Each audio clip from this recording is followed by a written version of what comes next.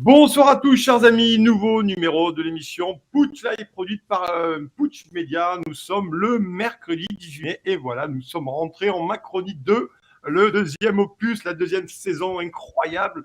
Et qui de mieux pour parler de la nomination aussi ce soir, on parler de la nomination de Born to be Alive du travail supprimé. J'appelle ça Elisabeth Borne, qui est première ministre. Elle a été nommée il y a quelques jours. Jean Falcon et Alexis, tu nous en parleras de Jean Falcon. Hein. Lui, il a fait ses cartons, Jean Falcon. Le voilà parti, part vite et ne revient plus. Donc, pour parler ce soir qui est très intéressant. Voilà, bonsoir Guy en tout cas. J'espère que ça va de ton côté aussi. Ça va super bien. Bonsoir Nicolas, merci de ton invitation. D'accord, bon, mais super. Messieurs, on parle de nos amis d'Elisabeth Borne. Est-ce qu'on est pas mal du côté... Tu peux nous parler, Alexis, toi, effectivement, de Jean Falcon ou pas? Ah, tu veux de celui qui vient de partir, qui quitte Matignon pour le laisser à Elisabeth Borne. Alors, il a cette image de l'homme de la Pampa, hein, Prades, bien sûr, l'accent, le sud, la rondeur. Excusez-moi, je fais l'accent, c'est pas pour moquer l'accent, c'est pour moquer Jean Castex. Ne fais pas de glottophobie. Hein. Glottophobie, c'est... Et il faut savoir que Jean Castex, c'est un techno comme les autres. Énarque, il a été secrétaire général adjoint de l'Élysée sous Nicolas Sarkozy. Il a grenouillé dans tous les comités théodules qui peuvent exister ici et ailleurs, dont le comité olympique. Il a été monsieur des confinements, avec le succès qu'on lui connaît, puisqu'il a été ensuite monsieur confinement. Il a raconté tout et n'importe quoi pendant ces 2 ans, et ça restera le Premier ministre du Covid, finalement. Et derrière cette image d'homme proche du peuple, qui aime le rugby, un bon vivant, etc., il y a une autre réalité, c'est qu'en 680 jours passés à Matignon, Jean Castex a passé plus de 361 jours suspendus dans les airs. C'était Jean Falcon Castex, Jean Flying Prime Minister. Il a vraiment pris tout le temps l'avion. Alors on se rappelle de cette fois où il a pris l'avion pour aller voter, hein, ça a été la fois de trop. C'était en un vol, hein, dépensé 6 mois de bilan carbone d'un Français moyen. Imaginez le bilan carbone de Jean Castex, je pense que c'est pas loin du bilan carbone de la Grèce ou du Venezuela. Et ça, on le doit simplement à son amour, hein, pour les jets privés. Donc ça risque d'être difficile pour lui, les vols commerciaux par la suite. Je ne sais pas comment ça va se passer. Donc la réalité, elle est là. Or, les médias nous vendent, comme d'habitude, hein, le côté proche du peuple, etc. etc. Et il en a rajouté une couche dans le Parisien en disant « Je suis content de rentrer à Prades ». Je ne fais pas l'accent, pardon, parce que je vais devoir mettre un coup de peinture sur les volets et la balustrade. Elles en ont bien besoin depuis 2 ans. Et alors, petite cerise sur le gâteau, je termine. Le dernier week-end de Jean Castex en tant que Premier ministre, vous savez où il l'a passé? Dis-nous, Alexis, dis-nous. Il devait le passer dans un avion. Il devait aller au Vatican pour la canonisation du père de Foucault. Il n'a pas pu, c'est Darmanin qui y allait. Du coup, il allait dans la résidence des premiers ministres, qui est une résidence qui est dans l'Essonne. C'est un château qui a été légué par un couple de banquiers dans les années 70. Et il y passait souvent le week-end. Alors, il y a la lanterne pour le président, ça c'est la résidence du week-end. Et puis, le château alors je n'ai plus le nom exact, de ce petit village très connu. Donc, il a passé son dernier week-end aux frais de la République. On peut dire qu'il nous aura coûté une blinde, puisque c'est le gouvernement qui a coûté le plus cher de la Ve République, le gouvernement de Castex, pour les résultats qu'on connaît. Voilà, on est content ou pas les Français? Mais on est ravis ce soir, on est bien là, on est bien entre nous, bien entendu. Alors, on me dit parfois qu'il y a des petits problèmes de son. Est-ce que moi j'entends tout le monde bien? Est-ce que n'hésitez pas à me dire en commentaire si vous entendez bien tout le monde? Moi de mon côté ça va, mais n'hésitez pas en tout cas si le problème est résolu. Guy, est-ce que tu veux réagir à ce que vient de dire notre cher Alexis sur Jean Falcon ou pas? Parce que c'est quand même ouais, parce que moi quand je lis Matignon, il me semble bien qu'il ne prend pas de jet privé. Il utilise les moyens mis à la disposition du Premier ministre pour se déplacer. Bien sûr. Il ne veulent pas. Pardon. Non, je voudrais quand même préciser. On utilise les moyens mis à disposition. C'est un jet public, pardon. Ouais. Tu manques un peu de technocratie, là. Tu peux t'améliorer, Alexis. C'est pas très techno, Poulain. C'est pour ça qu'on l'invite. Non, moi, j'ai pas grand-chose à ajouter, si ce n'est que c'est toujours pareil. C'est-à-dire qu'on juge les gens par rapport à leurs prédécesseurs ou leurs successeurs. Et je serais pas étonné qu'on finisse par le trouver très sympathique par rapport aux successeurs. Ouais, c'est la théorie du carré en syllabe, mon cher Guy. Et justement, tu me tends la perche ce soir. On va parler de Babette Borne. Alors Babette Borne, vous la connaissez pour certains, notamment d'ailleurs à la SNCF, ils la connaissent pas mal. D'ailleurs, je crois savoir. Et puis là, la plupart des salariés la connaissent aussi pour sa réforme de la question chômage. Donc, elle a été nommée Première ministre. Donc, elle, c'est vraiment la techno, Babette Borne, concrètement. Et puis, je voudrais qu'on parle de ça parce qu'en introduction, on ne dit pas beaucoup dans les médias, parce que les médias mainstream, finalement, on ne nous dit pas tout, ou du moins font de l'omission. Et on a trouvé ça avec Alexis, chacun de son côté, sans se concerter, mais parce qu'on disait en antenne, effectivement, que dès qu'il y a une nomination chez Macron, il y a un pédigré qui va avec. Et le pédigré amène un autre pédigré. Et finalement, il y a des connexions incroyables dans ce gouvernement. Donc, pour vous faire le tableau, et Alexis, tu réagiras là-dessus, bien sûr. Donc, le nouveau chef de cabinet de Babette Borne, c'est Aurélien Rousseau. Ça vous dit probablement rien. Moi, je vais vous dire qui c'est. C'est le directeur général de RS d'Île-de-France depuis 2018. Donc, il vient de passer chez Babette Borne. Et ce qui est énorme, c'est que lui-même, sa compagne, sa femme, son épouse, sa dulcinée, c'est Marguerite Cazeneuve, ancienne de McKinsey, et qui aujourd'hui chuchote depuis un certain temps à l'oreille d'Emmanuel Macron. Alors Macron, il n'a pas l'oreille bouchée pour écouter Marguerite Cazeneuve. Par contre, pour les gilets jaunes, là, ça devient un peu plus compliqué. Il faut mettre un sonotone version Airstream. Alexis, c'est toujours pareil. On est toujours vraiment dans une espèce d'endogamie qui confine franchement à l'interrogation la plus totale. Mais quand on voit la façon dont En Marche a été créé en 2017, les cadres et associés de McKinsey à titre personnel ont fait la campagne d'Emmanuel Macron. C'était l'Institut Montaigne qui avait fondé le parti également. On sait que Laurent Bigorgne a quelques soucis avec la justice, le président de l'Institut Montaigne. Mais on voit qu'ils sont très peu nombreux. C'est Saint-Germain plus McKinsey. Et ça fait En Marche. Et avec ça, on arrive à avoir les mêmes qui se marient entre eux. C'est pas nouveau. On peut se rappeler d'un ancien secrétaire général de l'Élysée sous François Hollande et plein d'autres. Et on se voit finalement pris en otage par une caste de conseillers d'État, de technos, de conseillers tout court, de consultants McKinsey qui ont fait carrière à la fois dans le public et dans le privé, qui ont des liens de parenté avec des élus macronistes ou bien avec des secrétaires d'État ou dont le papa est au Conseil d'État. Et tout ça continue dans un silence, en fait, dans une acceptation. Je veux bien qu'on parle de démocratie, mais à un moment, il faut se rendre compte qu'on est dans une oligarchie comme une autre. C'est l'argent, c'est la plutocratie, c'est l'argent qui fait le candidat, c'est l'argent qui fait la politique. Et l'oligarchie, elle se reproduit, c'est-à-dire que les fils de font Polytechnique, font les mêmes écoles, font des stages chez McKinsey ou Goldman Sachs et reviennent après pour nous expliquer comment il faut économiser le kérosène, le carburant. Et donc, c'est tout le temps pareil. Et rien n'est fait finalement pour éviter ces contre-pouvoirs, puisque le système des élites, autoproclamées, fonctionne de cette façon-là. L'école permet de coopter, permet ensuite d'avoir ce mariage d'argent et de faire sa vie dans les cabinets ministériels. Et on voit là quelqu'un qui passe de l'ARS, il était auparavant au cabinet de Manuel Valls et de Cazeneuve, et ça, voilà, c'est normal, c'est un profil normal. Les technos ont pris le pouvoir, ça a été un coup d'État qui a été fait dans les années 90, je dirais, et depuis, les politiques sont au pire des mauvais acteurs, au mieux des gens dépossédés du pouvoir, mais qui essayent de faire quelque chose. Le problème, c'est que les technos, eux, ont le pouvoir réel. On peut parler de deep state, c'est super conspi de dire ça, mais la réalité est là, c'est pas un deep state, c'est un maillage technocratique qui tient les ministères, qui tient le pouvoir dans notre pays, mais comme ailleurs. Et alors, la technocratie européenne, c'est encore le level au-dessus, si vous voulez, de la technocratie pure et dure. Allez à Bruxelles, vous allez voir comment ça marche. C'est des gens qui viennent de tous les pays européens, qui sont là, pareil, pour passer d'un poste à l'autre, payés entre 12 000 et 15 000 par mois, et qui nous expliquent comment, là encore, se serrer la ceinture parce que ça va être compliqué dans les mois qui viennent avec l'inflation, ma bonne dame. Donc, le peuple est dépossédé du pouvoir, et pas seulement en France. C'est une réalité, c'est dans notre face, c'est ouvertement mis sur la table. Si vous ne faites pas partie de cette petite caste, alors vous n'êtes rien, selon les mots de notre cher président. Alors un auditeur très soucieux me dit faut parler de Djebari. Alors oui, Jean-Baptiste Djebari, d'ailleurs, la petite casse qui est allé faire de la voiture électrique. Alors je ne sais pas si c'est fait, mais JB, il est allé dans son cabinet privé. D'ailleurs, il promouvait finalement, il n'y a pas longtemps, la voiture électrique en disant que le gouvernement investissait beaucoup dans la voiture électrique. Hydrogène. Oui, Djebari, il part dans une boîte qui fabrique des voitures à hydrogène et il a été... hydrogène, pardon. Oui. Mandanda, le ministre qui a fait la pub de l'hydrogène non-stop. Oui. On est au-delà du conflit d'intérêts, hein. La haute autorité de la transparence de la vie publique a admis avec réserve, hein, la nomination de Djebari au sein de cette entreprise qui fait des voitures à hydrogène. Ouais. C'est quasiment de la corruption.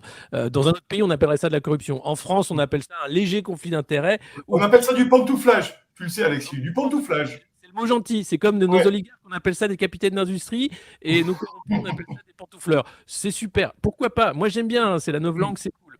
Ouais, ouais. Mon cher Guy, à toi, est-ce que toi, cette prise du pouvoir, la technocratie là que nous décrivons, est-ce que toi, ça t'étonne? Est-ce que ça t'énerve? Est-ce que finalement, tu t'en fous peut-être aussi ça... Il y a peut-être des gens sur le live aussi qui s'en moquent finalement, c'est possible. Non, je m'en moque pas du tout, et je m'en moque d'autant moins que il y a un truc qui a changé depuis le début des années 2000, c'est que il y avait une forme d'équilibre du pouvoir entre le président et le Premier ministre assez traditionnellement sous la Ve République, sans même parler de cohabitation, à l'intérieur d'un parti comme le RPR. Enfin, faut pas oublier que Fillon, Premier ministre de Sarkozy, il ne pouvait pas s'entendre, il ne pouvait pas se blairer. Mais il l'avait choisi comme Premier ministre parce que c'était les jeux de pouvoir à l'intérieur des partis, qui étaient des endroits dans lesquels il y avait encore des idées qui circulaient, déjà plus beaucoup, mais encore un tout petit peu, et que il y avait quand même tout un jeu politique de représentation qui, bon an, mal an, marche à peu près. Là, on avait encore un tout petit peu ça avec Édouard Philippe. Là, avec Castex et maintenant Borne, on n'a pas de il n'y a pas de contre-pouvoir, il n'y a pas d'équilibre. On a juste des espèces de mise en résonance. On est dans l'amplification totale, ce qui, certains vont s'en réjouir, mais ce qui est extrêmement dangereux à mon avis. Et moi, à mon avis, c'est particulièrement dangereux parce que on est en train d'accélérer une séquence. Je sais pas si, pour moi, si vous voulez, la France fait très très peur à la construction européenne et mondialiste entre 2002 et 2005, au moment où on envoie Le Pen au second tour et on dit non à la Constitution européenne. Donc il y a un moment où on peut se dire quand même paisiblement que merde, ça merdoit en France. Il y a un truc qui va pas, ça va pas comme il faut. Ouais. Et du coup, on a été d'une certaine. Et du coup, il y a eu depuis une quinzaine d'années, tout un espèce de jeu où il y avait des réformes à faire qu'on n'a pas trop osé faire, mais qui sont annoncées très très tôt. C'est-à-dire que au moment de l'élection de Hollande, il y avait déjà des gens qui vous expliquaient que François Hollande se faisait élire. En l'occurrence, c'est un truc qui avait été sorti par François Ruffin, qui était journaliste à l'époque et qui avait été interrogé, encore un gros énarque, mais un énarque honnête, qui était chez Chevreux et qui explique, mais moi je vous dis ça au mois de mars, avant l'élection présidentielle, donc avant l'élection de Hollande, en 2012, c'est François Hollande qui va être élu. Pourquoi? Parce que, il dit mon ennemi c'est la finance, parce qu'il ment, parce qu'en revanche, on sait déjà qu'il va être obligé de se plier, et qu'il va faire les réformes que demande le capital, il va faire les réformes que demande le système occidental, on va dire, dans lequel on se met. Alors que Sarkozy, lui, est un peu plus honnête, c'est Hollande qui va passer et c'est lui qui va faire les réformes. Et pour moi, on est toujours dans cette même séquence, parce qu'il ne faut pas oublier que la loi El Khomri, elle s'appelle El Khomri et pas Macron, parce qu'il n'a pas osé mettre son nom sur un torchon pareil. Ouais. En fait, d'ailleurs, El Khomri, je me permets, Guy, j'ai vu un très bon reportage, notamment sur Arte, d'ailleurs, bise à nos copains d'RT, RT France, et sur Arte, où El Khomri assumait très mal, quelques années après, d'avoir fait cette loi, d'avoir posé cette loi avec son nom, et elle l'assumait très très mal, El Khomri. Parce que c'était juste un prête-nom. C'est encore heureux qu'il ne l'assume pas. Et donc, en fait, cette réforme vient de très très loin, et là, on se rend compte que ça y est, ils sont en train de passer en force, ils sont en train de passer au chausse-pied. Maintenant, c'est bon, on a fini la récré. Maintenant, les Français sont rentrés dans le rang. S'ils sont pas contents, on leur mettra des chars sur les Champs-Élysées. Hein. Et ce qui se passe, c'est que vous avez Elisabeth Borne, qui, pour moi,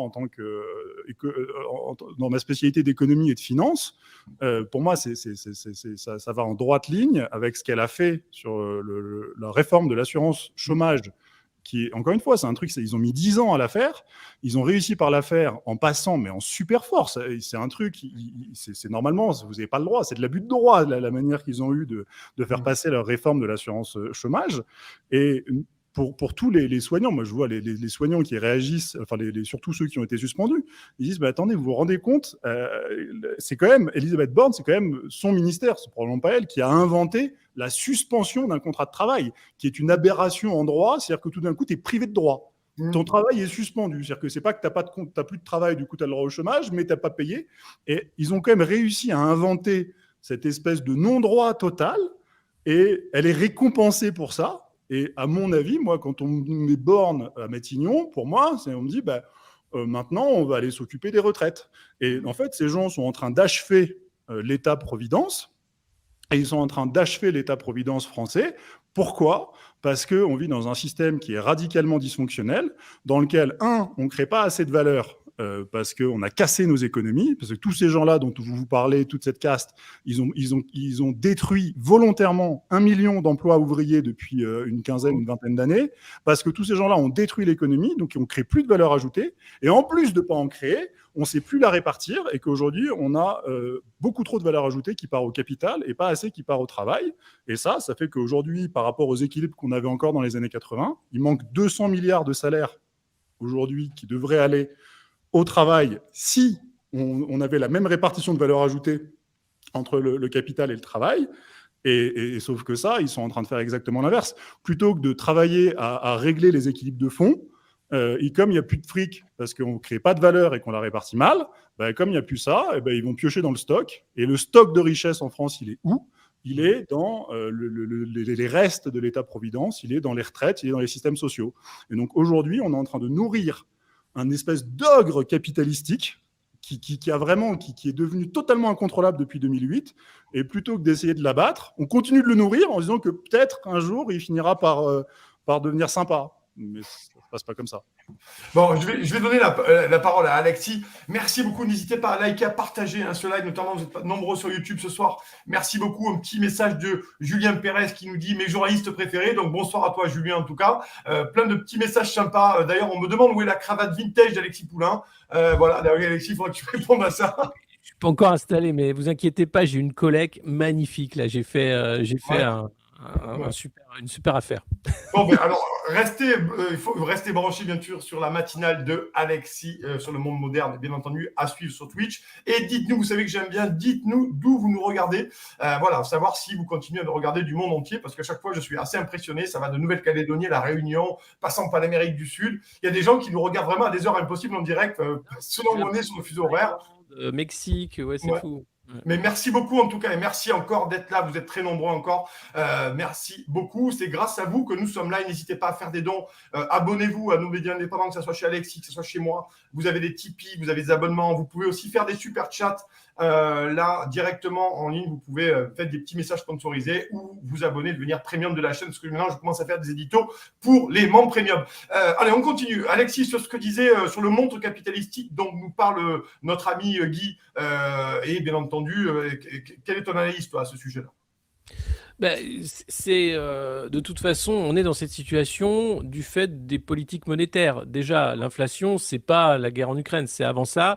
Avant ce qui s'est passé, l'inflation commençait et on savait qu'elle serait incontrôlable, même si Christine Lagarde parlait de dos d'âne. La fabrication de la dette Covid, c'est un mirage qui n'a fait qu'accélérer en fait l'explosion des bulles qu'on va vivre incessamment sous peu. On voit déjà toute la Silicon Valley qui s'inquiète, les LBO qui s'arrêtent totalement en Europe, le leverage buyout, où on rachète des actions et on peut faire de l'argent. Là, toutes les banques ont arrêté ces opérations. Donc, ça y est, la finance a compris, ça va péter. Et ça, c'est le résultat, en fait, de politiques volontairement faites, comme le disait Guy, pour nourrir l'ogre, faire en sorte de sauver les marchés financiers parce qu'on est coincé. Si on arrête, tout s'effondre. C'est une chaîne de Ponzi, c'est-à-dire que les premiers arrivés sont les premiers servis et plus vous êtes proche de la création monétaire, plus vous palpez. Et les autres, vous n'avez rien. Vous avez un chèque énergie, vous avez vaguement un chèque pour le logement, mais là, on est dans un système qui est un système dangereux pour l'économie, qui est un système qui ne peut pas tenir, sauf par la crise.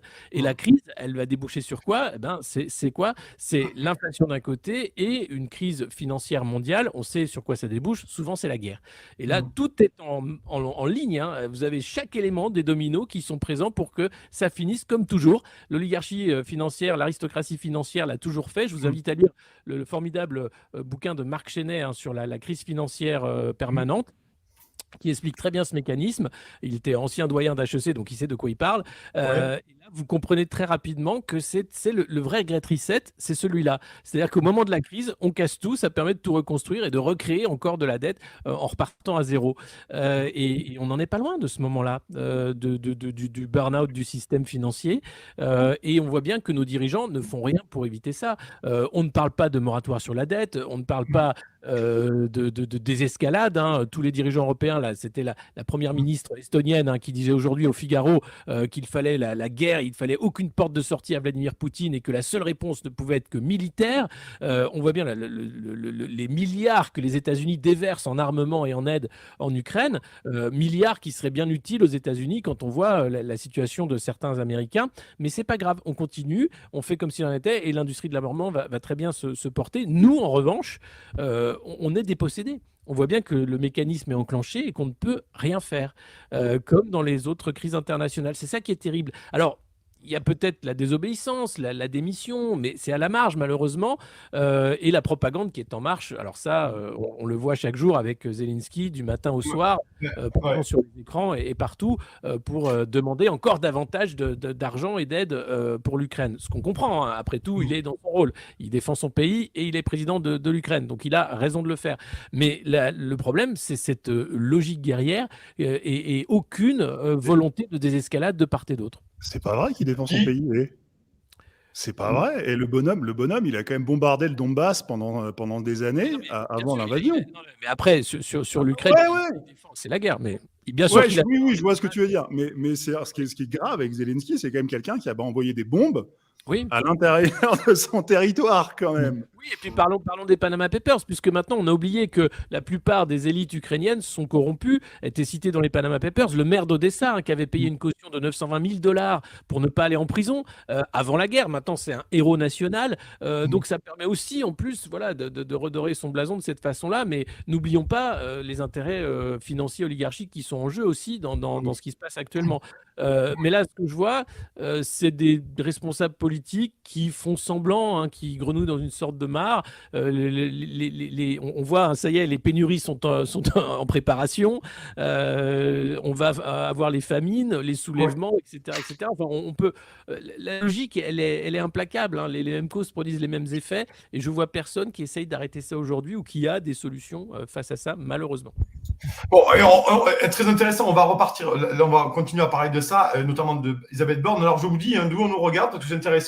De Marseille, de Suède, du Mans, on nous regarde d'Abidjan aussi, on nous regarde de Houston au Texas, on nous regarde de Montpellier, d'Algérie. C'est beaucoup. Je ne vais pas tous les citer parce qu'il y en a beaucoup. Donc, vous voyez, on est très, très large. Et dans certaines de ces contrées mondiales, il est très tard ou très tôt. Merci en tout cas d'être là. Merci beaucoup. Vous êtes près de 1500 actuellement et ça n'arrête pas de monter. N'hésitez pas à partager, que vous soyez sur Twitter, sur Facebook, sur YouTube. Mettez des likes un maximum parce que vous savez, on est vraiment squeezé par les algorithmes. Et nous, depuis un certain temps aujourd'hui, on a pratiquement parfois plus de likes que de vues. Donc, on va savoir, je ne comprends rien, mais peu importe. Vous êtes là, c'est bien l'essentiel. Alors, je voulais qu'on revienne, qu'on recentre sur Elisabeth Borne. Moi, messieurs, j'ai quand même l'impression, la désagréable impression qu'Elisabeth Borne, vous l'avez dit, on l'a déjà dit en début d'émission, mais qu'on est en train d'officialiser le Larbinat en France. Véritablement, entre la réforme de l'assurance chômage et maintenant la réforme des retraites, j'ai l'impression que là, tu l'as dit tout à l'heure, Alexis, quand Marisol Touraine dit à Macron pendant l'investiture qui a été croquignolesque, où d'ailleurs on a confondu Roselyne Bachelot avec Elton John à un moment donné, on a l'impression quand même que Marisol Touraine dit tu as les mains libres, tu peux faire tout ce que tu veux. Là, avec Elisabeth Borne aux manettes de Matignon, là, ça va casser dur, ça va aller à la masse et le contrat social, ils vont le pulvériser. C'est ton avis aussi, Guy, là-dessus, sur ce Larbinat, ce que j'appelle, moi, je l'ai repris de Fourquet, c'est le Larbinat, c'est une expression que je trouve assez intéressante de Larbinat. Oui et non, c'est-à-dire que si on reste dans le référentiel français, mais quand elle dit tu as les mains libres pour appliquer. Emmanuel Macron n'est absolument pas libre dans les réformes qu'il applique. Ouais. La réforme de l'assurance retraite, encore une fois, vient de très très loin. Elle est poussée. Tu as rappelé que je m'étais autoproclamé plus grand Mamamouchi de BlackRock en France. BlackRock a un intérêt extraordinaire à pousser cette réforme. Et derrière lui, encore une fois, les Américains veulent casser le modèle social à l'européenne, et en particulier son fer de lance français, et ça vient de là-bas. Aujourd'hui, il ne faut pas oublier que c'est des choses qui viennent de Bruxelles d'abord, et Bruxelles aujourd'hui est totalement inféodée aux États-Unis, que ce soit politiquement, financièrement. La BCE est totalement inféodée. Ça, c'est pour le coup, vous avez les liens de dollars et d'euros, c'est pas compliqué. En 2008, les banques européennes étaient surexposées en dollars et auraient dû toutes s'effondrer, sauf que des dollars, la BCE ne peut pas en imprimer. Qu'est-ce qui peut en imprimer? C'est la Fed. Les banques européennes ont été sauvées par la Fed et par les banques américaines en 2008. Aujourd'hui, ça se paye, si vous voulez. C'est-à-dire que ce sauvetage se retourne aujourd'hui et on est sacrifié. Donc non, Emmanuel Macron n'est absolument pas libre, à mon avis. Il est là pour appliquer la politique américaine. L'Europe a toujours été conçue comme ça, depuis la fin de la Seconde Guerre mondiale, à part la parenthèse de Gaulle qui a voulu promouvoir l'Europe des nations. Jean Monnet, c'était pas mal quand même. Jean Monnet, c'était pas mal avec la Fondation Henry Ford. Faut quand même... Oui, c'est ça, la Fondation Henry Ford, c'est la CIA qui a écrit ses mémoires, et ces gens-là, il ne faut pas oublier non plus que le petit club de Jean Monnet qui était en Amérique pendant la Deuxième Guerre mondiale, ces gens-là finançaient Vichy à fond. Les Américains étaient très pro-vichistes, alors qu'ils étaient en guerre contre l'Allemagne. C'est ça qui est difficile à comprendre, mais parce que les mecs se disent c'est génial Vichy, parce qu'une fois qu'on aura viré les Allemands, on se mettra à leur place. Et donc, il ne faut pas oublier ces choses-là. Et ce qui éventuellement peut presque se comprendre en 1945, que les Américains se disent bon, vous nous avez foutu 2 guerres mondiales sur la tronche, maintenant vous allez peut-être vous calmer, les gars. Mais on est encore dans cette séquence-là. Et pour moi, si vous voulez, on est un peu en train de vivre un plan Marshall à l'envers, où ils sont en train aujourd'hui de nous faire payer très, très, très, très cher. À mon avis, la guerre d'Ukraine doit s'interpréter comme la première phase réellement chaude de la grande confrontation pour la puissance entre la Chine et les États-Unis, qui est la grande confrontation du XXIe siècle. La Russie ne peut pas faire ce qu'elle fait s'il n'y a pas la Chine derrière. Et dans cette confrontation-là, nous, on est un satellite de l'Amérique, et aujourd'hui, on est en train d'être sacrifié dans cette guerre. Voilà. Complètement. Mais Alexis. Il faut rappeler aussi, hérité de cette Seconde Guerre mondiale, la place prépondérante de l'Allemagne comme un État américain en tant que tel. Les bases arrières de toutes les opérations, que ce soit en Afghanistan, en Irak, en Syrie et maintenant en Ukraine, sont basées en Allemagne. D'ailleurs, les pacifistes allemands ont fait des manifestations, puisque vous avez même des bombes nucléaires qui sont entreposées pour certains bombardiers, et plus de 40 000 soldats américains qui sont à l'année, quelles que soient les guerres qu'il y a autour, en Allemagne. Donc ça, c'est quelque chose qu'on accepte de fait, en disant oui, c'est normal, mais aucun pays au monde ne fait ça, n'a des bases partout dans le monde de cette taille-là. Le plus gros hôpital militaire américain après les États-Unis, il est en Allemagne. Voilà. Donc et on parle de moteur franco-allemand, et l'Allemagne est centrale dans la construction européenne. Il faut voir le poids qu'a pris l'Allemagne sur le commerce extérieur, mais aussi l'élargissement successif qui a permis à l'Allemagne d'avoir de la main-d'œuvre bon marché, davantage que nous Français, puisqu'il y avait une langue commune, l'allemand, qui était quand même partagé avec pas mal de pays d'Europe de l'Est. C'est pas le cas pour la France, et on continue dans cette fable de moteur franco-allemand qui n'a en réalité quasiment jamais existé, et où la France a été systématiquement perdante, quels que soient les arbitrages. C'est important ce que tu viens de dire. Pardon. Je peux rebondir. C'est important ce que tu viens de dire sur effectivement l'ouverture de l'Allemagne à l'Est, et le fait que l'Allemagne, que l'on a privé de toute capacité de puissance véritablement politique, diplomatique, ou encore plus militaire après une guerre mondiale, s'est vengée sur le plan économique. Bien sûr. Elle a mis toutes ses forces économiques, elle ne pouvait faire que ça. Elle y a très bien réussi. Mais surtout, il ne faut jamais oublier que la zone d'influence allemande est naturellement, surtout la Prusse, parce que ce n'est pas si vieux que ça, l'Allemagne, c'est l'Est. C'est l'Est. Et là, en fait, les Allemands sont dans la merde, excusez-moi de le dire aussi poliment, parce qu'ils sont en train de se rendre compte qu'eux ont étendu leur zone d'influence à l'Est depuis une vingtaine d'années, avec effectivement beaucoup de succès, et c'est plutôt une bonne politique. Et ils sont en train de se faire casser les genoux en ce moment par l'Amérique, qui dit non, c'est fini ce temps-là. Notamment, c'est l'exemple emblématique de ce truc-là, c'est quand même le gazoduc Nord Stream 2 qui devait relier, qui devait apporter encore plus de gaz russe ils ont mis 15 ans à le faire, ce truc, quand même. C'est-à-dire qu'il faut quand même voir que la guerre d'Ukraine, la guerre arrive au moment où on était en train de remplir le gazoduc, et il y a toute une politique d'expansion à l'Est qui est pas bête, hein, qui était celle que voulait faire Hitler aussi, et autant la faire de manière armée n'était pas excessivement bienvenue, autant la faire de manière économique et dans le respect de tout un chacun, je trouve ça très bien. Et donc là, les Allemands, ils sont vraiment très mal. Et là, en fait, je ne sais pas si vous vous souvenez, mais en l'an 2000, l'Allemagne, qui avait dû se taper la réunification avec l'Allemagne de l'Est, qui avait dépensé 1000 milliards dedans, était la lanterne rouge de l'Europe. Ils étaient mal, les gars. Et on se souvient de Schröder, les grosses réformes de Schröder qui avaient réussi à remettre l'Allemagne sur les rails et de faire l'Allemagne ce qu'elle est aujourd'hui. Aujourd'hui, l'Allemagne a fait des fautes. Elle a fait cette faute de croire qu'elle pouvait être un allié des États-Unis et de conserver son expansion vers l'Est. Elle a cru qu'elle pouvait jouer à la fois l'Amérique et à la fois la Russie. Et ça, malheureusement, elle ne peut pas. Et aujourd'hui, normalement, elle va payer cette faute très, très, très, très cher, ne serait-ce que sur son approvisionnement en énergie. Et moi, ce qui me fait peur dans cette affaire-là, c'est que plutôt que de devoir apprendre de ses fautes et de devoir se réorganiser et passer les 10 à 15 prochaines années à se dire « Merde, on a déconné, comment est-ce qu'on fait ?» Ils sont en train de devenir prédateurs. Et vous parliez de Jay Barry qui était là en train de dire c'est génial, on va faire les voitures à hydrogène et machin. Oui. Il y a un truc on ne se rend pas compte, mais la voiture électrique en Europe est en train de faire un transfert absolument massif de techno vers l'Allemagne. C'est-à-dire que les éléments essentiels de technologie, c'est essentiellement les batteries, sont partis en Allemagne. Et là où... Pardon. Là où en France, vous aviez des carburateurs, vous aviez des trucs de moteur thermique, c'est en train de disparaître.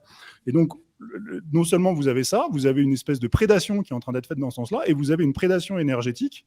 Ça, c'est un truc, je ne sais pas dans quelle mesure on se rend compte, mais vous avez des interconnexions sur le réseau électrique qui sont en train d'être faites par la Belgique, en ce moment même, pour pouvoir non seulement mieux relier la France à la Belgique et derrière à l'Allemagne, l'Allemagne et la Belgique sont déjà très bien interconnectés, et avec en plus des innovations dans la manière d'équilibrer le réseau qui fait que demain, à horizon peut-être 1 ou 2 ans, ça peut aller très très vite, vous allez envoyer votre centrale nucléaire française pourra envoyer aussi bien de l'électricité à Compiègne qu'à Francfort sans qu'il y ait la moindre préférence nationale. C'est ça qui est en train d'arriver.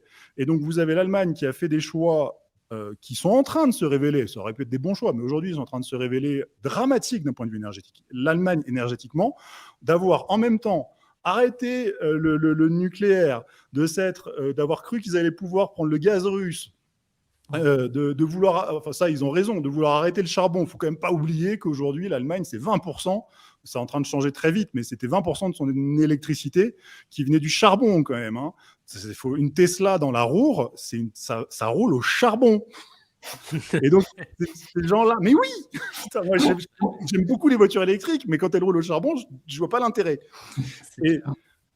Et du coup, aujourd'hui, moi, ce que là, et vraiment, c'est les moments où je trouve ça, à partir du moment où les mecs qui font les erreurs ne sont pas ceux qui payent, et que l'Allemagne qui a fait ces erreurs-là est en train de payer ce prix-là, est en train de nous faire payer son prix de ses fautes énergétiques, ça, j'aime pas du tout. Bon, alors en face, on a fait d'autres fautes qu'on fait payer aux Allemands aussi, mais... Et Alexis, là-dessus, c'est intéressant. Donc, je vais pas dire la France parce que malheureusement, Emmanuel Macron est en train de la détruire. Mais et Macron dans tout ça, avec les problèmes que nous avons soulevés là et que nous avons sur l'Allemagne, par rapport à l'Allemagne, que je pense que c'est un couple sadomaso, et reste à savoir qui est le sado, qui est le maso, c'est toujours pareil, ça c'est ce que je dis régulièrement. Finalement, comment tu le vois ? Est-ce que là, on est avec l'attelage de Borne, Macron et Köhler, parce qu'il ne faut jamais oublier Alexis Köhler aussi dans la boucle, hein, c'est vraiment, Köhler, c'est vraiment, on va dire, le bras droit d'Emmanuel Macron depuis le début, hein, c'est la bande des Mormons. C'est lui. Voilà. C'est lui qu'il faut aller voir pour toucher Emmanuel Macron, plus que Brigitte ou t'imagines Jean Falcon, bien entendu. Toi, tu vois comment, finalement, la stratégie d'Emmanuel Macron, maintenant, là, avec Elisabeth Borne et l'Allemagne, et ce qui est en train de nous tomber sur le nez avec l'inflation, le carburant et tout. Il faut voir le discours qu'a fait Emmanuel Macron le 9 mai au Parlement européen, c'est très clair. Il veut revoir les traités pour davantage d'intégration, une Europe à plusieurs vitesses, mais l'idée, c'est bien sûr le fédéralisme en ligne de mire. Donc, c'est moins de souveraineté, une délégation de souveraineté accrue encore à Bruxelles, et c'est un fantasme d'Europe de la défense, d'Europe forte, de ce que vous voulez. Mais moi, je pense que l'Europe n'est jamais aussi forte que quand elle est faible, c'est-à-dire non alignée, c'est-à-dire capable aussi de ne pas jouer le jeu des empires. Or là, on voit une Europe qui s'arme, on voit une Allemagne qui s'arme. Olaf Scholz vient de signer pour la première fois 100 milliards. un énorme chèque à la Bundeswehr et pour le réarmement de l'armée allemande. Donc on marche vers la guerre, ça c'est évident. Et le discours de Macron, et c'est même sa base, il est l'européiste en chef. C'est lui le roi de l'Europe. C'est déjà lui le président roi de la France, mais derrière, c'est lui qui veut défendre encore plus loin l'intérêt européen. Et le moment ukrainien permet de fédérer, justement, d'avancer encore plus vite, comme le Covid l'avait fait, hein, rappelez-vous, aucune compétence sur la santé au niveau européen, et d'un seul coup, Ursula von der Leyen peut commander des tonnes de vaccins, 10 injections par Européen, à Monsieur Bourla de Pfizer, sans qu'il y ait aucun contrôle démocratique, sans qu'on ait accès au contrat. C'est ça l'Europe, c'est ce monstre technocratique qui permet de telles manipulations, de telles... moi, ça me rend dingue.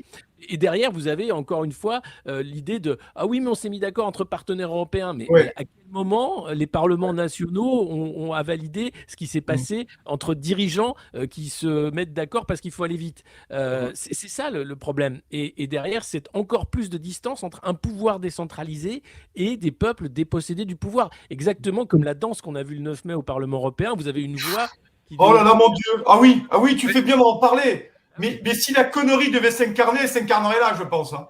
Oui, mais je pense que derrière cette mise en scène, il y a également la vision de l'Europe, c'est-à-dire une voix lointaine qui te dit de te relaxer, que tout va bien se passer, et toi, tu es une sorte de chiffre-molle qui fait des trucs comme ça, tu es très loin, tu n'as plus aucun pouvoir, tu te sers juste à danser, et c'est la vision aujourd'hui von der Leyen, davosienne, macronienne, de cette Europe dépossédée du pouvoir politique, ou un des peuples dépossédés du pouvoir politique. Mais dépossédés, mon cher Alexis, tu as raison de rappeler ça, mais chers téléspectateurs, vous êtes plus de 2500 là, en ligne, allez voir cette vidéo, vraiment, allez voir cette vidéo où vous avez des gens, des jeunes gens hein, qui sont là, qui dansent, et c'est absolument effrayant parce que tu as raison, c'est la dépossession, mais c'est surtout la fin de l'intelligence collective. C'est à quel moment l'humanité s'est-elle trompée de chemin pour en arriver là? C'est ça la question que je pose.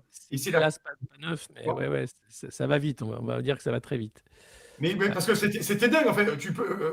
Cette séquence, c'était incroyable. Toi, tu l'analyses comment, finalement, Alexis? Dépossession, certes, mais là, on est arrivé au bout du chemin de l'intelligence, quoi.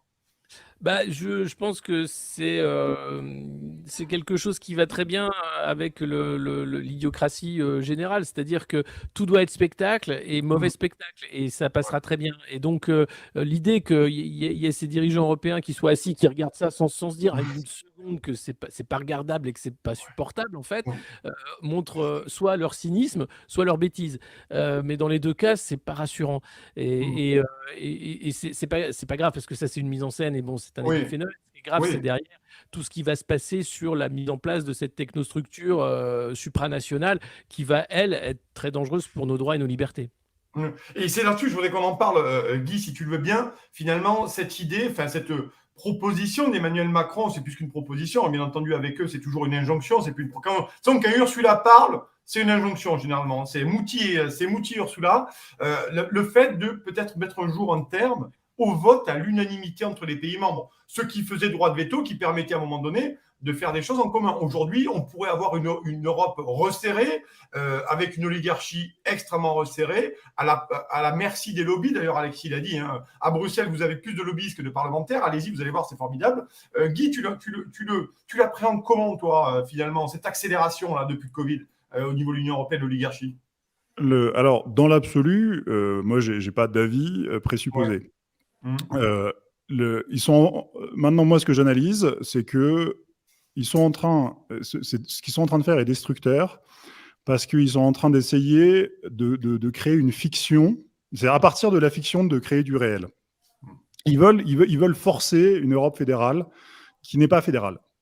C'est un truc, moi, c'est toujours la vieille phrase du général de Gaulle qui dit tout le temps: Vous ne pouvez pas avoir, un Français n'acceptera pas qu'un ministre allemand prenne ses décisions budgétaires pour eux.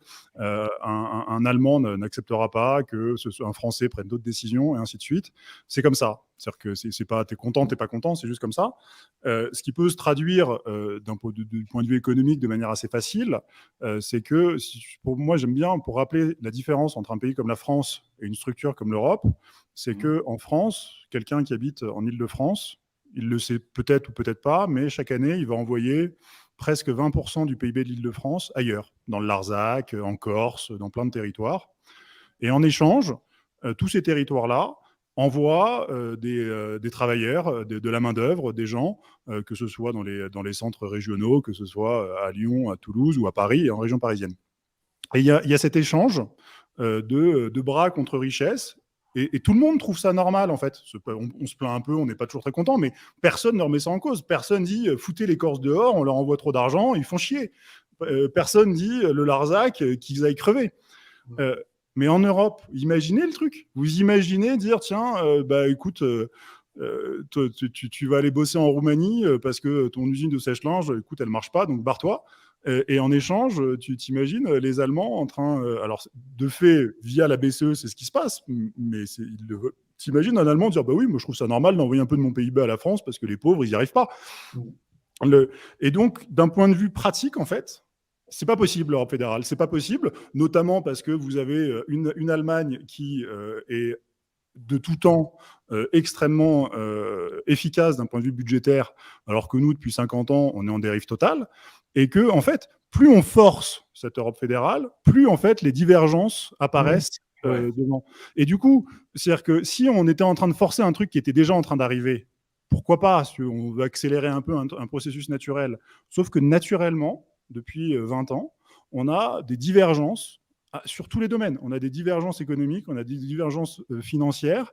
Est-ce que derrière, après, socialement et culturellement, peut-être moins, mais dans mes domaines à moi, on est sur une Europe qui est divergente. Elle est divergente monétairement, financièrement, économiquement. Vouloir forcer, à la fin, ça explose, quoi. C'est de la physique, presque.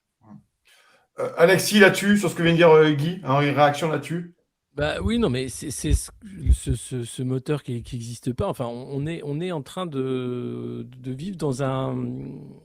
Enfin, il y a un anachronisme entre voilà, le projet tel qu'il est proposé, où on en est aujourd'hui avec la crise énergétique, la crise écologique, toutes les crises en fait, quasiment les premières marches de l'effondrement, et de continuer comme si de rien n'était, finalement en disant ouais, mais continuons, allons plus vite, quoi. Je comprends pas en fait. Et si jamais vous avez en plus une vision dissidente, ou simplement de dire mais attendez, pourquoi on fait ça en fait? Quel est le but en fait? Quelle est la raison de le faire aujourd'hui?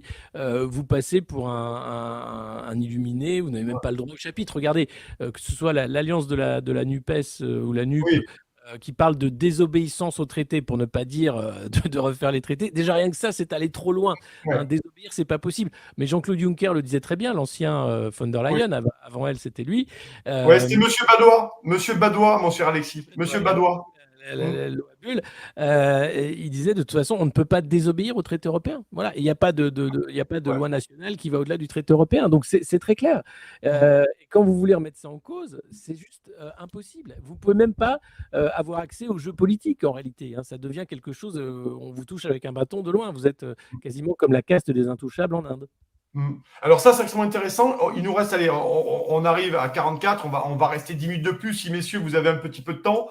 Apparemment, sous les ovations du public, on vous incite à rester encore un petit peu.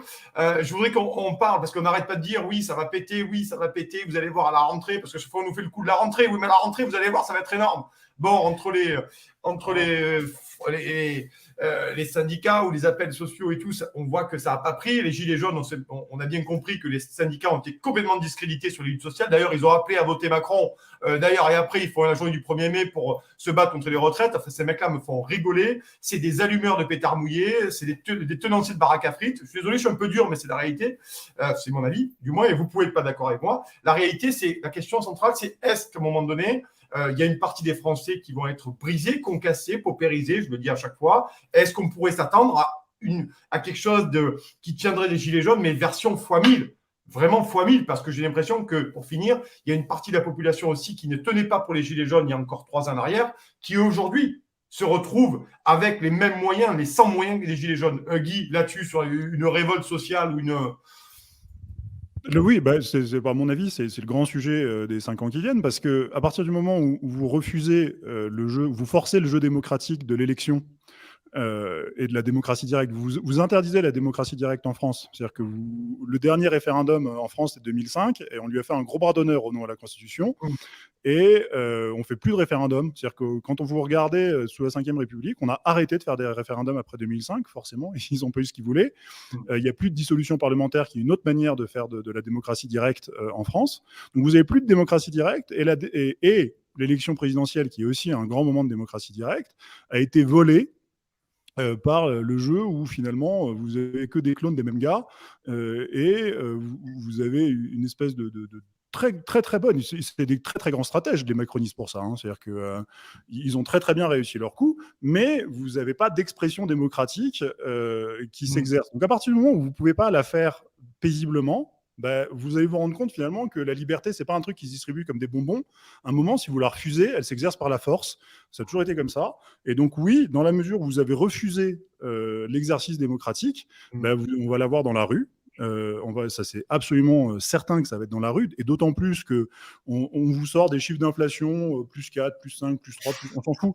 Mais en fait, cette inflation-là, ça ne veut pas dire grand-chose. Mais vous prenez les gens les plus modestes, pour qui les paniers d'alimentation sont beaucoup plus élevés que les autres, pour qui le panier d'essence est beaucoup plus élevé que les autres, eux, en fait, ils ont une inflation qui est beaucoup plus importante, plus faible que les autres. Donc eux, il y a un moment, il faut se rendre compte là, on est en train de se rendre compte qu'on est en train de faire exploser le nombre de gens qui n'arrivent plus à se nourrir en France. Mais on va mettre des années à s'en rendre compte, à le voir, parce que c'est des choses qui ne sont pas faciles, mais on est en train de faire revenir la pauvreté en France. Donc oui, quand vous faites ça, il y a un moment, les gens descendent dans la rue, et en face, ils sont déjà prêts. En face de ça, on sait que dans la confrontation, on sait qu'ils ont commandé, que je vous parlais des chars sur les Champs-Élysées, on sait que la préfecture de Paris a commandé des espèces de blindés, des trucs. 91, oui, c'est une info de Paul Morera, de Première Ligne. Oui. Il pourrait les envoyer en Ukraine. Non, j'exagère. Ouais. Et surtout, pour moi, il y a un grand sujet de castration sociale, où vous avez un petit peu le trio de la mort. C'est-à-dire que quand vous avez l'identité numérique qui arrive avec votre passe, qui va devenir une espèce de passe universelle, donc vous reliez ça avec les monnaies numériques, qu'on appelle les monnaies programmables, vous mettez tout ça ensemble, et où à la fin, quand vous mettez tout ça ensemble, ça veut dire que si vous avez été à une manif gilet jaune et vous avez été flashé comme non conforme, peut-être la manif d'après, vous ne pourrez pas prendre le train pour vous y rendre, parce qu'on ne vous laissera pas payer. Parce que sur la nouvelle monnaie, l'euro numérique qui arrive, permet ça. C'est-à-dire que la très très grande innovation de l'euro numérique, c'est de pouvoir faire de ce qu'on appelle une monnaie programmable, c'est-à-dire que, c'est ce que j'avais déjà dit à Clémence, mais tu vois, je suis sûr que toi, Alexis, tu fais un peu de cholestérol, donc on va pouvoir t'interdire de bouffer trop gras directement dans ton porte-monnaie. Oui, c'est vrai. Et on est en train de transformer, si vous voulez, la monnaie avec cet euro numérique. Pour moi, à terme, ça met 5 ou 10 ans à venir, vous avez une espèce de carnet de rationnement géant. Vous n'avez même plus de monnaie. Et on a vu ça avec le mouvement des truckers au Canada, hein, le convoi de la liberté. Excellent, ouais.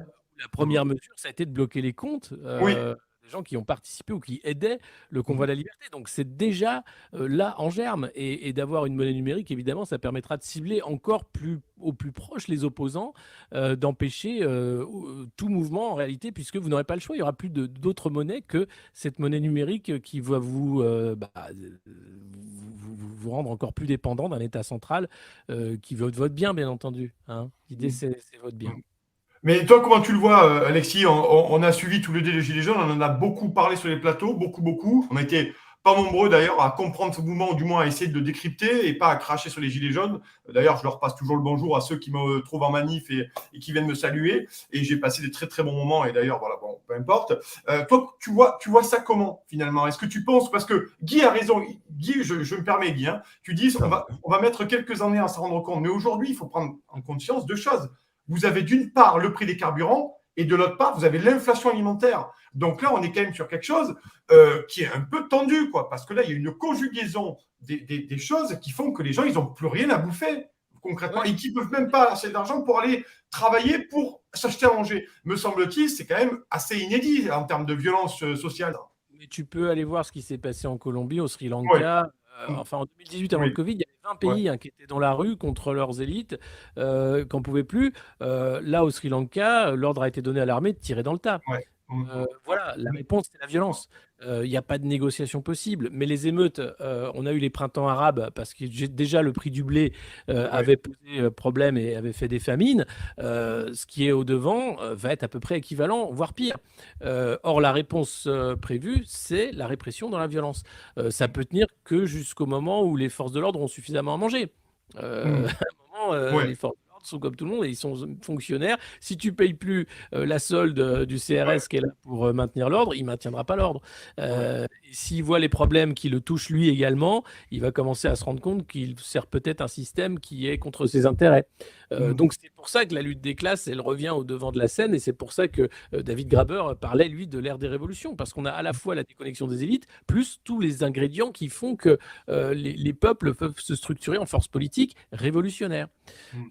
Voilà, mais pour le moment, on y est clairement. Le Covid a calmé tout ça avec les confinements, etc.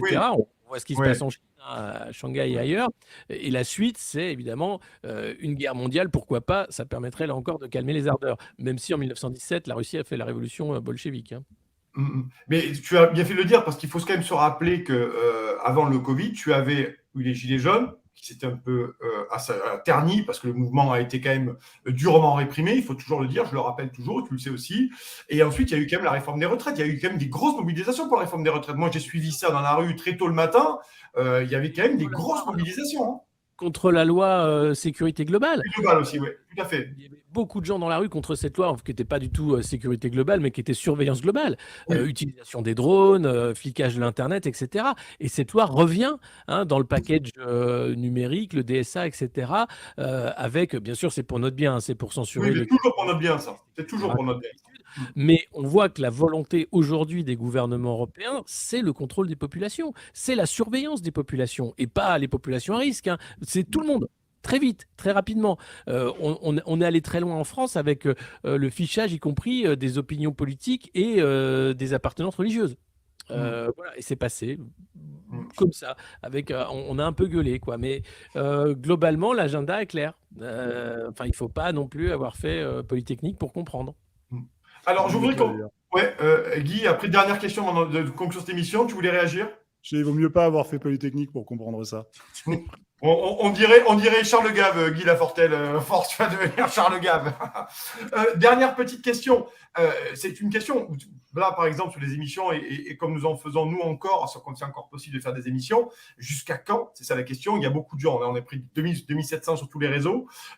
Donc, ça veut dire que vous tous qui êtes devant l'écran, vous cherchez à comprendre, vous cherchez à avoir d'autres analyses. Moi, ce que j'ai envie de vous poser, messieurs, comme question, c'est comment aujourd'hui un citoyen qui sent bien que ça ne va pas, il ne peut pas trop compter sur les médias mainstream, me semble-t-il. On est d'accord, on en parle à l'intérieur de antenne, mais on le dit assez librement. Comment on fait aujourd'hui, selon vous, pour s'informer pour quelqu'un qui est un peu loin de l'information, mais qui, à un moment donné, vit dans sa chair et sur son compte en banque, la pauvreté, la précarisation à grande échelle, Guy? Un élément de réponse ou pas? Comment on fait? Ouais, comment on fait pour s'informer pour quelqu'un qui est loin de l'info, mais qui sent bien qu'il y a un problème et qui ne veut pas regarder les chaînes info mainstream? Pour moi, c'est un truc. Déjà, je suis contre la surinformation. Et je trouve qu'on a plutôt trop d'informations, désolé d'y contribuer, et que, à mon avis, moi, faut revenir, mais ça va te plaire, Nicolas, faut revenir à l'esprit village, faut revenir au café du commerce, faut revenir... C'est-à-dire qu'en fait, moi, à mon avis, une information n'a de valeur qu'à partir du moment où elle est utile pour sa vie. C'est-à-dire que d'une manière ou d'une autre, moi, c'est marrant parce que il y a très longtemps, quand j'ai commencé un peu à faire ce métier, il y avait quelqu'un qui m'a dit, et je fais l'autruche parce que j'ai des problèmes de santé, il y a des trucs qui ne vont pas dans ma vie. Tiens, mais il y a plein de gens qui ont autre chose à penser que ces choses-là. Moi, il me semble que quand on est en bonne santé, à peu près vaillant, avec un compte en banque suffisamment rempli pour pas avoir à se réveiller le matin en disant comment j'ai bouffé, d'essayer de s'occuper de ces choses-là Mais moi, je suis plutôt contre la surinformation, paradoxalement, parce qu'à mon avis, on a un problème de saturation. Et l'autre chose, en revanche, je suis pour une information qui soit pratique, qui soit utile, qui débouche sur des choses, parce que, à mon avis, tant que nous, on reste dans une sphère fictionnelle de Yaka Faucon, d'une certaine manière, on est les idiots utiles du pouvoir. Le moment où on va se faire flinguer et le moment où ils vont venir chercher nos têtes, c'est le moment où, si on y arrive, on va, ce qu'on peut dire ici ce soir, va avoir des conséquences dans la rue, dans le réel, dans les choses. Mais tant qu'on n'est que dans le Yaka Faucon, on les sert, on reste dans la fiction. Moi, à mon avis... Pardon. Moi, je pense qu'il y a plusieurs étages. Déjà, nous, on joue. Enfin, je vous invite à suivre la revue de presse du Monde Moderne sur Twitch, mais on est aussi sur YouTube. N'hésitez pas, parce que je lis la presse oligarchique justement pour comprendre comment sont écrits les articles et quel est le récit en fait à chaque fois. Comment les mots sont utilisés, comment on va peindre des portraits de politiques, comment on vous emmène dans un conformisme en fait acceptable. Donc, il y a la prise de conscience. Elle est arrivée très rapidement avec déjà les Gilets jaunes qui ont vu la différence entre la violence des manifestations et le traitement médiatique. Et puis, derrière, il y a le récit qui est maintenant totalement fantasmagorique par rapport aux réalités. Là, le dernier titre de BFM, c'est Brigitte Macron est très heureuse qu'Elisabeth Borne soit nommée. Mais qu'est-ce qu'on s'en fout? Non, mais c'est délirant. Donc, ils s'arrêtent jamais, ces gens. Ils s'arrêtent jamais, en fait. Il faut voir que la télé, en plus, c'est une audience vieillissante qui ne se renouvelle pas. Donc, c'est important, bien sûr, de suivre les médias comme Putsch, comme Le Monde Moderne et plein d'autres qui font ce travail-là, de faire inviter. Évidemment, il y a la surinformation. La revue de presse, ça permet d'aller droit à l'essentiel et puis de déterrer des petites news qui sont publiées que les gens oublient finalement ou ne veulent pas mettre en une et se dire ah bah tiens, ça mériterait quand même un autre traitement et ça permet de mettre cette lumière-là et de pousser un peu l'agenda médiatique puisque les mainstream ne le feront pas. Donc ça, c'est important. Il y a des réseaux comme Telegram. Je suis présent sur Telegram, toi aussi, Nicolas. Donc voilà, il y a plein d'autres réseaux. Le problème, c'est que nous, aujourd'hui, on est encore dépendant des GAFAM. C'est-à-dire qu'on est sur YouTube, on est sur Twitch, c'est Amazon, c'est Google, c'est Microsoft, c'est Facebook. Du jour au lendemain, l'algorithme va nous shadowban, on va être débranché. Enfin, tout ça fait que c'est extrêmement précaire, c'est extrêmement volatile. Il suffit d'un mot de trop sur le masque, sur le vaccin pour être tout de suite mis de côté par l'algorithme, voire banni. Donc, on est très conscient de ça. Mais la première étape, je pense, c'est déjà la prise de conscience de cette surinformation et de cette malinformation et de se dire bon bah finalement j'en ai pas besoin, autant en rigoler, autant essayer ailleurs. Après effectivement sur l'action politique, aujourd'hui on voit, je pense qu'il y a beaucoup de concitoyens qui sont orphelins, qui se disent mais j'ai personne. J'ai affaire à un théâtre de Guignol et je ne sais pas en fait où est réellement la force politique qui pourrait rendre le pouvoir au peuple. Parce qu'on nous a bien fait comprendre que le populisme c'est mal, que être contre la construction européenne c'est mal, que tout ça c'est mal. Et donc, ah mon Dieu, comment faire? Et que si vous voulez jouer au jeu, comme je le disais, le ticket d'entrée c'est de dire Bruxelles c'est super. On va un peu désobéir, on est gentil, mais bon, on n'ira pas plus loin. Et le problème est là, c'est-à-dire que le champ politique est devenu tabou. C'est devenu un jeu de rôle. Donc pour reprendre le champ politique, évidemment, il y a la force populaire, il y a la force de la rue qui est limitée à la violence de l'État. Et puis après, il y a la désobéissance. Je parlais de la grande démission. Je pense que les gens, évidemment, vont débrancher totalement et partir sur des sociétés parallèles et se dire, bon, ben, moi, après tout, je sors de la grille. J'ai pas de monnaie, mais je me démerde avec du troc. Enfin, on va en arriver là, je pense, très rapidement. Bon, mais espérons en tout cas qu'on n'en arrive pas là, chers amis. Guy, tu voulais dire un dernier mot? Ouais, je pense juste un dernier mot. Moi, je voudrais faire un petit pub pour Le Monde Moderne parce que, bon, Putsch, il n'y a pas besoin, on est tous là. Mais sur ce que tu as dit, je voudrais rebondir là-dessus, sur le fait de prendre des petites pépites journalistiques et de les décortiquer, c'est génial. Franchement, et ça, c'est du salut public. Et ça, c'est pas de la surinformation parce qu'au contraire, quand tu suis Le Monde Moderne, après, c'est-à-dire que tout le flux auquel tu es confronté, mine de rien, que ce soit, tu le gères beaucoup mieux après. Et je trouve ce travail que tu fais, Alexis, sur Le Monde Moderne, absolument génial. Moi, celui que j'ai en tête, c'est celui des piscines. C'est un truc à la con, mais... Les piscines, c'est génial, les piscines. Bref.